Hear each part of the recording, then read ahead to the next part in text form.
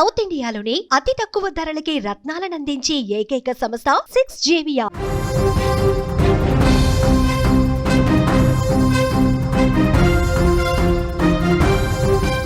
మందుబాబులకు good news. GST 2.0తో మందుబాబులకు ఇది ఒక శుభవార్తగా చెప్పాలా? హానికరం కాని మద్యం ధరలు పెరగవన్నట్టుగా తెలుస్తోంది. మద్యంపై రాష్ట్ర ప్రభుత్వాల నియంత్రణ ఉంటుంది. జిఎస్టీ పరిధిలోకి రాని ఆల్కహాల్ సంబంధించిన కొన్ని పానీయాలు, సిగరెట్టు, పొగాకు ఉత్పత్తులకైతే భారీగా పన్నుంటుంది. సెప్టెంబర్ 22 నుంచి కొత్త రేట్లు అమల్లోకి వస్తున్నాయి.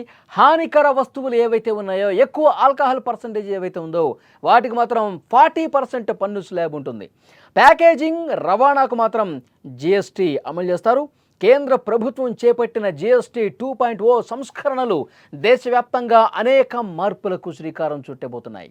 ఈ సంస్కరణల కింద సిగరెట్లు, పాన్ మసాలా, ఇతర హానికర వస్తువులు ఏవైతే ఉన్నాయో ఆ పన్నులు భారీగా పెరగబోతున్నాయి.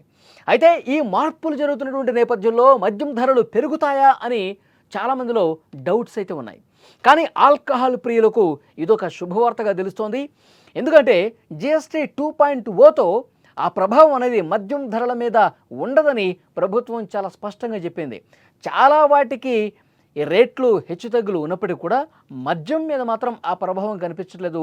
చాలా వరకు మద్యానికి సంబంధించిన రేట్లు అలాగే ఉండే అవకాశం కనిపిస్తుంది.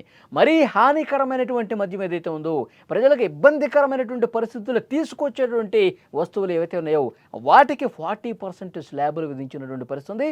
ఆల్కహాల్ పర్సంటేజ్ ఎక్కువగా ఉన్నటువంటి హానికర మందులు ఏవైతే ఉంటాయో వాటి మీద ఎక్కువగా స్లాబ్స్ ఉన్నాయి. కానీ రెగ్యులర్గా చాలా తక్కువ పర్సంటేజ్తో దొరికేటువంటి మందు మీద ఎలాంటి జిఎస్టీ పెరుగుదల అనేది లేదు అన్నట్లుగా ఇన్ఫర్మేషన్ ఉంది. నిజానికి మద్యం జిఎస్టీ పరిధిలో లేదు. దానిపై పన్ను విధించే అధికారం రాష్ట్రాల నియంత్రణలోనే ఉంటుంది. అయితే ఇప్పుడు తీసుకొచ్చినటువంటి ఈ మార్పుల నేపథ్యంలో మద్యం ధరలపై ఏ విధంగా కూడా ప్రభావం చూపించదు. ఇది చాలా ముఖ్యమైనటువంటి విషయంగా తెలుస్తోంది. ఎందుకంటే మద్యంపై వచ్చే ఆదాయం రాష్ట్రాల ఖజానాకు ఒక ప్రధాన వనరుగా ఉంది. ఈ సంస్కరణల ప్రకారం సిగరెట్లు కావచ్చు, పొగాకు ఉత్పత్తులు, గుట్కా వంటి హానికర వస్తువుల మీద పన్ను 28% నుంచి 40%కి పెరిగిందన్నమాట.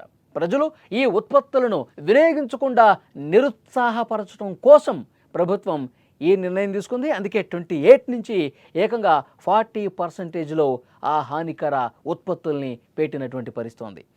ఇక ఆల్కహాల్ పానీయాలు జిఎస్టీ పరిధిలోకి రాకపోయినప్పటికీ దాని చుట్టూ ఉన్న అనేక కార్యకలాపాలకు జిఎస్టీ వర్తిస్తుందన్నమాట. అంటే బాటిలింగ్ కావచ్చు, ప్యాకేజింగ్ కావచ్చు, ట్రాన్స్పోర్ట్ కావచ్చు, లాజిస్టిక్సు, పరికరాల కొనుగోలు, నిర్వహణ, ప్రకటనలు, మార్కెటింగ్ ఇలాంటి సర్వీసెస్ ఏవైతే ఉంటాయో దానికి జిఎస్టీ చెల్లించాల్సినటువంటి అవసరం ఉంది. అంటే ఇది ద్వంద్వ పన్ను నిర్మాణాన్ని సూచిస్తుంది. ఒకవైపు మద్యంపై రాష్ట్రాలు పన్నులు విధిస్తే దాని చుట్టూ ఉన్న వ్యాపార కార్యకలాపాలకు కేంద్రం జిఎస్టీని వసూలు చేస్తుందన్నమాట. ఈ విధంగా కొన్నింటికి రేట్లు ఈ సర్వీసెస్ ప్రకారం పెరిగే అవకాశం కనిపిస్తోంది. జిఎస్టీ 2.0 కొత్త రేట్లు సెప్టెంబర్ 22వ తేదీ నుంచి అమల్లోకి వస్తున్నాయి. ఈ మార్పుల వల్ల సిగరెట్లు, సోడాలు, ప్రాసెస్ చేసిన ఆహార పదార్థాలు పెరుగుతాయి. కానీ తాగేందుకు ఉపయోగించే ఆల్కహాల్ ధరలు మాత్రం పెరగవు. పారిశ్రామిక అవసరాలకు ఉపయోగించే ఆల్కహాల్ మాత్రం కొంత జిఎస్టీ విధానం కింద వర్తిస్తుంది. ఇది పరిశ్రమల మీద ప్రభావం చూపిస్తుంది. మొత్తంగా ప్రభుత్వ విధానాల ప్రకారం హానికరమైన వస్తువులను వినియోగించడాన్ని తగ్గించడంపై ప్రభుత్వం పూర్తిగా దృష్టి పెట్టిందని చెప్పాలి. మద్యంపై మాత్రం పన్నుల విషయంలో ఎలాంటి మార్పులు లేకపోవడంతో వినియోగదారులకు, ముఖ్యంగా మందు అలవాటు ఉన్న వాళ్లకు కొద్దిగా ఊరట కల్పించింది అని కూడా ఇన్ఫర్మేషన్ వస్తుంది. సో ముఖ్యంగా హానికరమైనటువంటి పదార్థాలు ఏవైతే ఉన్నాయో, హానికరమైన వస్తువులు, ఇది పొగాకు సంబంధించి కావచ్చు, సిగరెట్లు కావచ్చు, ఎక్కువ పర్సంటేజ్ ఉన్నటువంటి ఆల్కహాల్ పర్సంటేజ్ ఉన్నటువంటి అవి కావచ్చు, వాటి మీద జిఎస్టీ ఉంటుంది. అంతే తప్పించి రెగ్యులర్గా చాలా తక్కువ ఆల్కహాల్ పర్సంటేజ్ ఉన్నటువంటి మందులకు మాత్రం ఏమాత్రం జిఎస్టీ పెరగదు అని కూడా చాలా స్పష్టంగా ఈ జిఎస్టీ 2.0 సంస్కరణలు బట్టి అర్థమవుతుంది. ఇంకొకటి సర్వీసెస్ ఏవైతే ఉంటాయో, ఈ మందుకి ఉపయోగించేటువంటి సర్వీసెస్ అంటే ఆ బాటిల్ తయారు చేయడం కావచ్చు, ప్యాకేజ్ చేయడం కావచ్చు, ట్రాన్స్పోర్ట్ చేయడం కావచ్చు, సో దాని చుట్టూ ఉన్నటువంటి సేవలు ఏవైతే ఉన్నాయో వాటి మీద జిఎస్టీ కేంద్రం పెంచింది. కేంద్రం జిఎస్టీ దాని మీద అమలు కావడంతో ఆ రేట్లు పెరిగే అవకాశం చాలా స్పష్టంగా కనిపిస్తోంది.